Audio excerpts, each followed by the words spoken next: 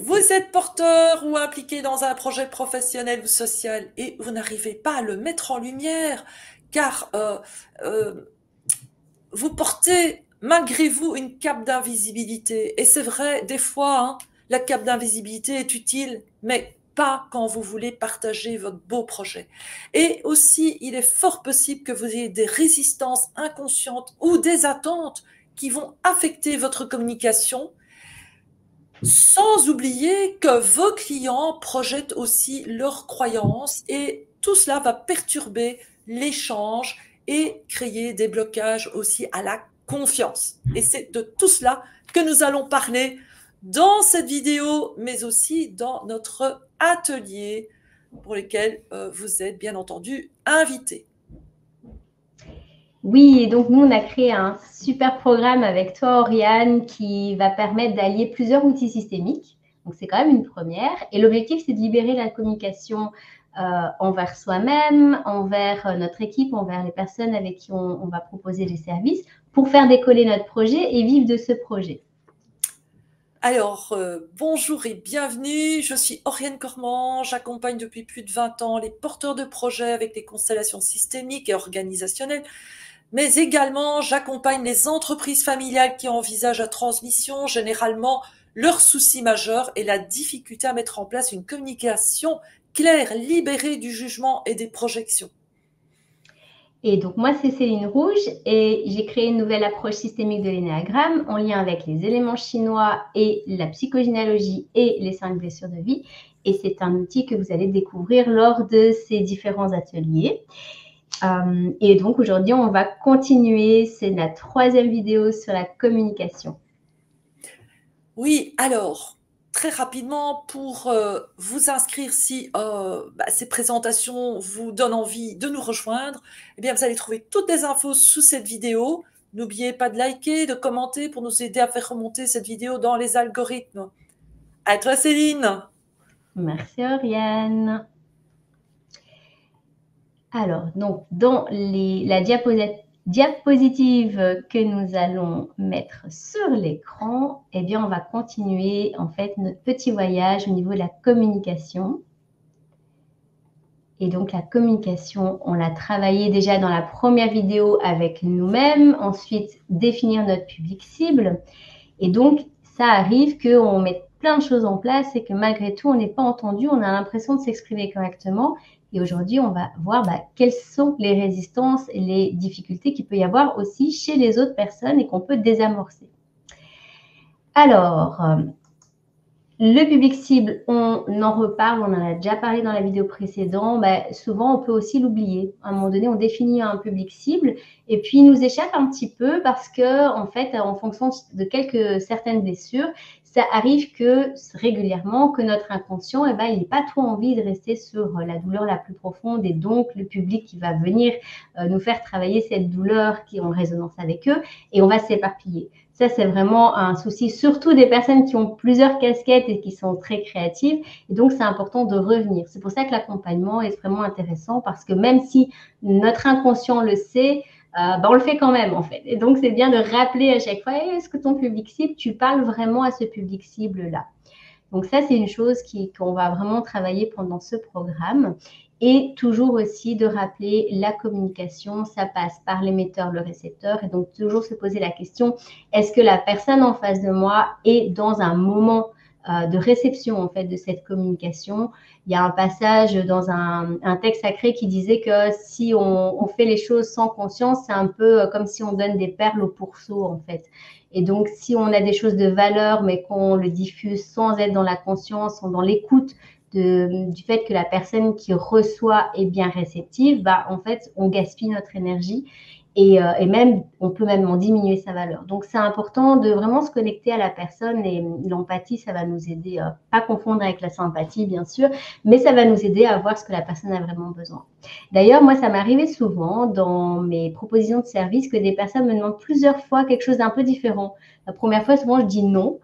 Et puis après, je me dis, c'est quand même plusieurs fois que ça revient, donc c'est qu'il y a un besoin. Donc vraiment aussi être à l'écoute du questionnement des personnes, du besoin des personnes pour continuer à affiner nos services. Alors, il faut trouver la cause du problème communicationnel et nos blessures de vie font que on n'a pas trop envie de gratter là où ça fait mal et donc des fois on peut aller creuser puis à un moment donné on se dit bon finalement je vais fuir et donc on peut avoir cette tendance à taper vraiment juste à côté en fait de ce qu'il faudrait, mais tant que c'est pas fluide et qu'on n'est pas dans une loi d'attraction, je dirais fluide, où les personnes elles viennent chez nous parce que c'est simple et qu'il ne faut pas les obliger à venir chez nous et être dans un argumentaire, mais que ce soit vraiment je propose et les personnes disposent, c'est qu'on n'a pas été vraiment au fond de nos blessures les plus profondes et de ce qu'on propose clairement ou dans une communication qui peut être claire. Il faut savoir aussi que la communication, c'est aussi, bien sûr, comme on l'a vu dans la première vidéo, connecté à notre communication intérieure.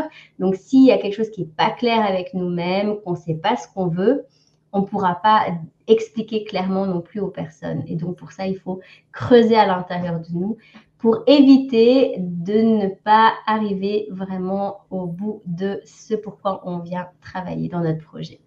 Ça fait travailler, hein, les projets, comme tu le disais dans la dernière vidéo, ça vient nous faire vraiment matérialiser en fait tout ce qui est à l'intérieur de nous. C'est vraiment de l'art, hein, finalement, quelque part. Et donc, nos blessures de vie, ça va être un obstacle dans notre communication, mais ça va aussi être quelque chose à conscientiser par rapport à la personne en face de nous. Imaginons qu'on est tous les deux à une blessure de rejet, on peut s'attendre longtemps. Et donc, si nous, on ne traite pas cette blessure-là, eh bien, on risque de ne pas communiquer clairement à la personne. Pareil, hein, au niveau de la blessure d'abandon, si on ne va pas jusqu'au bout des choses et qu'on laisse tomber quelque chose, eh bien, on ne va pas pouvoir aboutir. Donc, notre projet va nous faire travailler nos blessures, mais c'est aussi important de se mettre à la place des personnes qui vivent cette blessure. Par exemple, les personnes qui ont la blessure d'abandon, on les appelle souvent les pots de colle, et donc, ils ont souvent besoin d'un accompagnement peut-être plus régulier ou un petit peu différent des autres et peut-être entre les séances. Si on travaille avec des personnes qui ont la blessure d'abandon mais qu'on ne tient pas compte de ça, on les abandonne en fait quelque part, sans pour autant non plus se laisser bouffer, donc mettre quand même des limites. Donc en fonction de la douleur de la personne, on va être face à des limites qu'on va devoir travailler nous aussi si ça fait partie aussi de notre blessure. C'est vraiment un jeu de miroir, hein, finalement. Alors, il y a justement le grand Socrate qui nous a apporté beaucoup de choses, donc le questionnement qui va non seulement nous permettre, nous, d'aller en profondeur, mais aussi, on utilise aussi les questions pour aider les personnes à faire émerger de leur inconscient des solutions et des choses qui vont être vraiment intéressantes. Et ça va aussi nous permettre d'apprendre à se connecter à notre ventre, qui est le centre intuitif, pour pouvoir savoir ce qui est juste ou pas. Ça, c'est vraiment questionner son ventre, ça, c'est vraiment incroyable. Et puisqu'on parle du ventre, on va parler de la nourriture. Nourrir notre projet, c'est se nourrir aussi nous-mêmes. Quand on est dans le professionnalisme, en fait, on ne peut pas dire maintenant, je fais plus de formation, j'apprends plus rien. On apprend toujours et c'est important qu'on puisse aussi nourrir les personnes autour de nous, surtout, et ça c'est toi qui vas en parler après Oriane, quand on est dans des projets qui sont visionnaires et que les personnes n'ont pas conscience qu'ils en ont besoin, il faut faire connaître en fait quelque chose qui est nouveau.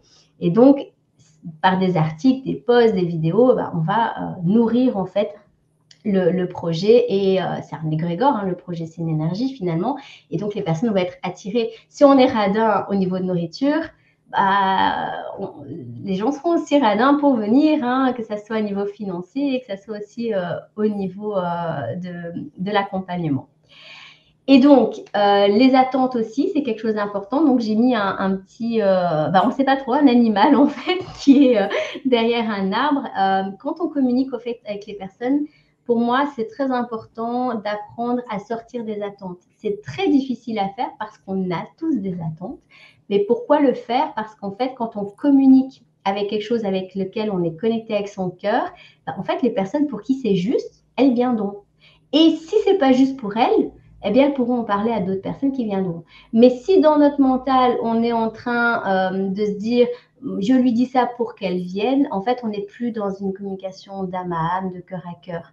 Et moi, je vous assure, pour le faire depuis des années, vraiment, c'est souvent les personnes avec qui j'ai pas eu d'attente, en fait, qui sont venues.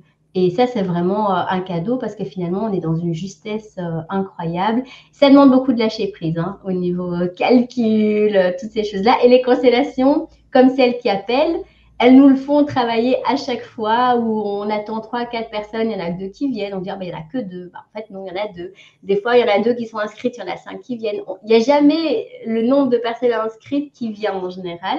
Donc, on n'a pas de prise là-dessus. Et c'est ça qui est vraiment magnifique, c'est que ça nous fait vraiment travailler le lâcher prise. Alors, dans l'énéagramme, on va justement pouvoir se connecter à l'éviction la plus profonde des personnes, puisque je vous rappelle que dans le programme, vous allez découvrir votre profil de base sans vous tromper, donc celle qui est vraiment liée à votre âme et à votre quintessence. Et du coup, vous allez connaître quelle est votre éviction à vous. Et vous allez aussi connaître l'éviction des personnes du public cible, des personnes que vous allez accompagner. Et donc, dans l'objectif, bien sûr, de pouvoir l'aider à travailler cette éviction. Parce que quand on évite quelque chose, c'est justement ce qu'il faut travailler en général. Donc, c'est intéressant de le savoir en conscience. On va travailler aussi sur les croyances des personnes, nos croyances à nous aussi. Et c'est pour ça que la lecture de l'énéagramme, c'est vraiment un outil incroyable qui nous fait gagner beaucoup au niveau de l'efficacité. Le 3, il aime bien la réussite, l'efficacité. Mais ici, c'est une efficacité qui va nous permettre de surpasser l'ego. Et c'est ça qui est vraiment incroyable. Et donc, on arrive au niveau systémique, au côté visionnaire. Et donc, je te laisse la parole, Oriane, par rapport à cette slide. Merci Céline.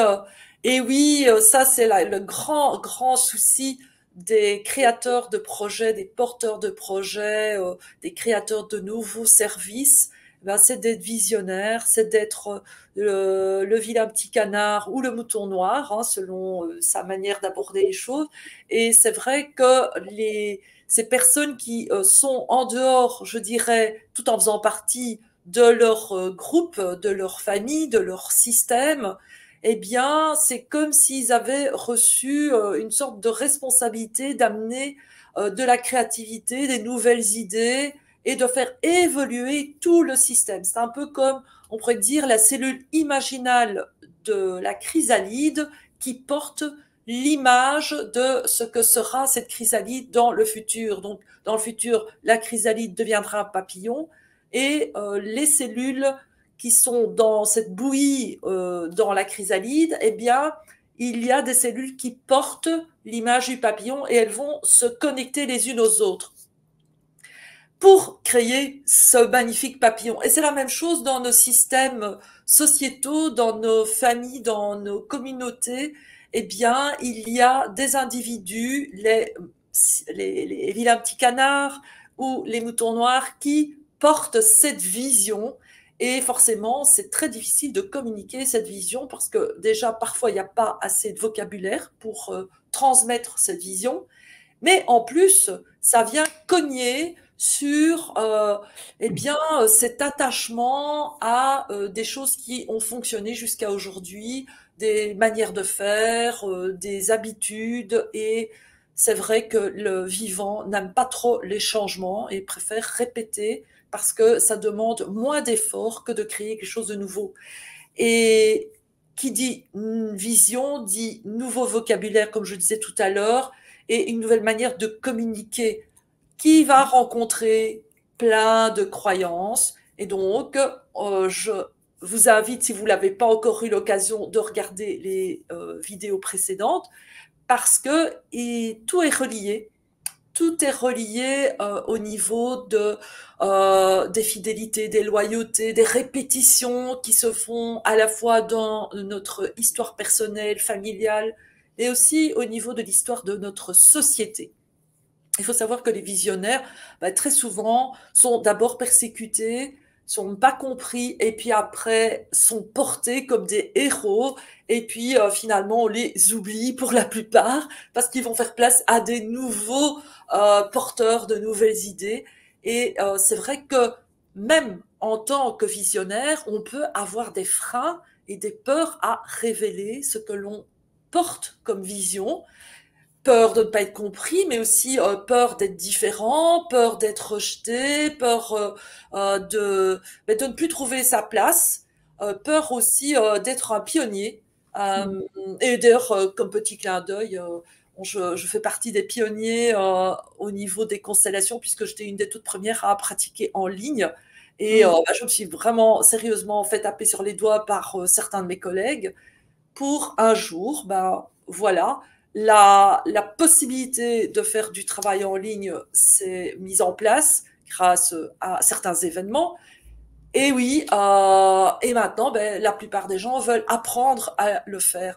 Donc ça, c'est un tout petit exemple, mais on peut dire ça pour tout, pour lancer des fusées dans l'espace. La création du train, eh bien, c'était considéré comme le diable, ou les montgolfières, on pensait que c'était le diable qui se manifestait dans le ciel. Eh bien, c'est la même chose pour vous qui nous écoutez et qui avez une idée certainement géniale, et vous avez du mal à la mettre en œuvre. Et donc, les constellations vont permettre d'extérioriser cela, de regarder un peu la vue de l'aigle. Vous allez voir ça de l'extérieur, donc vous allez vous désidentifier.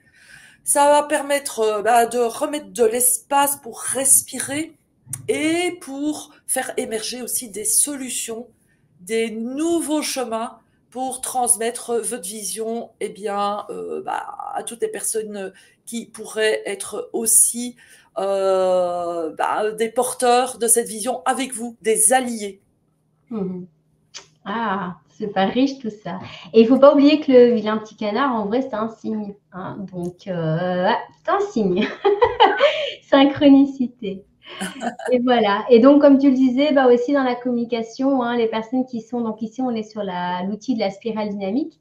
Et les personnes qui ont une vision globale, donc plutôt systémique et qui ont une conscience planétaire, ils peuvent parler un peu dans leur, comme tu as parlé du vocabulaire, il faut juste en fait se réadapter parce que finalement, des fois, c'est aussi une question de vocabulaire. On est trop dans les vocabulaires professionnels ou spécifiques. Et donc, adapter son vocabulaire va permettre de pouvoir parler aux personnes qui sont peut-être plus bas dans la spirale, en sachant qu'on a tous des niveaux différents de conscience dans la spirale. On ne peut pas dire qu'on est aux visions globales dans tous les domaines de notre vie. Donc, c'est pas un problème de se dire, tiens, là, je suis en méthode survie, là, je suis en méthode réussite. Voilà, on a vraiment toutes les couleurs dans notre vie. Mais du coup, ça peut aussi être juste ça. Et c'est la personne qui est en haut de la spirale dans son domaine qui peut descendre et pas l'inverse. Et donc ça, il faut bien comprendre que une personne, pour monter, il faut qu'elle fasse une conscientisation et ça ne se fait pas du jour au lendemain. Donc des fois, c'est juste un niveau de conscience à travailler, à adapter sa communication et puis ça se passe bien. Voilà. Et donc, on vous invite à venir vivre les constellations pour aller voir qu'est-ce qui se passe derrière comme blocage. Et ce qui est magique dans les constellations, c'est que quand on a trouvé le nœud, en fait, il n'y a plus rien à faire, ça se fait tout seul. C'est ça qui est génial, en fait. C'est pour ça que moi, j'aime beaucoup ce style. Ouais. J'aurais voulu ajouter par rapport à la spirale dynamique, oui. Effectivement, c'est la personne qui a cette vision globale qui doit aller voir quels sont les besoins des autres niveaux. Par exemple, niveau de sécurité, le besoin, c'est de se sentir en sécurité et donc d'utiliser le vocabulaire. Et c'est ce qu'on fait dans tout ce programme. On va vous donner les outils pour adapter votre vocabulaire, par exemple de visionnaire, aux différents niveaux de conscience, de personnalité, de perception du monde. Donc ça, c'est vraiment important.